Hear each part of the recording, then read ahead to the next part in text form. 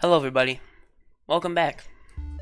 Five Nights at Freddy's is an indie game series which has had a major impact on me and others of our generation. Many people in this community can freely express themselves, in most cases, even though there's popular opinions like the first three were the best. But overall, most people's opinions are well respected through the community. Most of the time, so don't hate me when I explain that my favorite game is.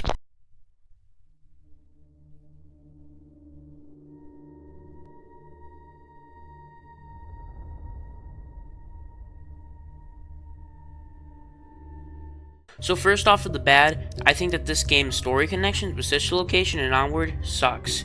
But I think if more people look at this game just a part of the original 4 games, it's not that bad as a standalone story either.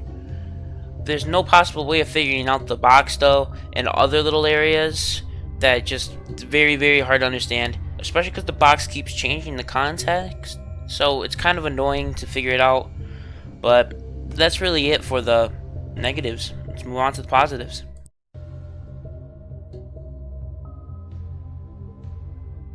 So here's the majority of the video. As you can see, I love this video game. So first off, I think this game does horror the best. It's lightning in a bottle for horror. The game is everything scary about FNAF into one package. It's so quiet that you have to listen to very quiet breathing.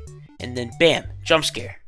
Speaking of jump scares, this game does them the best. It's up in your face, its loud blood-curdling scream is probably my second favorite jump scare noise in the series next to sisterlocation's jump scare. I'm not even scared of sisterlocation that much, but that jump scare still really gets me. Plush Trap is a bitch! Plush Trap's minigame is challenging and it takes the concept of listening to the max. I hate playing it. Actually, I think it's the biggest problem with the game, is it freaks me out so much I hate playing it. I love this game, I love the lore, I love the horror aspects, I love the gameplay, but it just freaks me out too much, so every single time I get jump scared, I just Alt F4 out of the game. Some say that the animatronics are too monstrous and over-designed. I personally agree to an extent. Out of the game context, obviously, yeah, they're not that scary to see them in an extras menu, but seeing them slink back in the hall and them right up in your face in a jump scare, they are perfect for this kind of setting of video game. But I agree with, if you're not playing the game and you just see them on like Google Images, they're not as scary as like the FNAF 1 animatronics, because it abandons the uncanny aspect for just pure horror. The game's straightforward plot, not placed in the lore, that is not straightforward at all, is nice too, because you follow the kid going through hell after each night.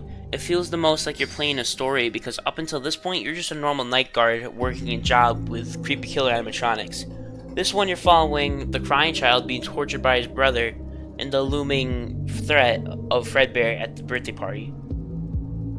Well, you don't know it's Fredbear at the time, but you know he's scared of something there, and he's scared of the animatronics, so yeah, I'd say it's Fredbear up to that point.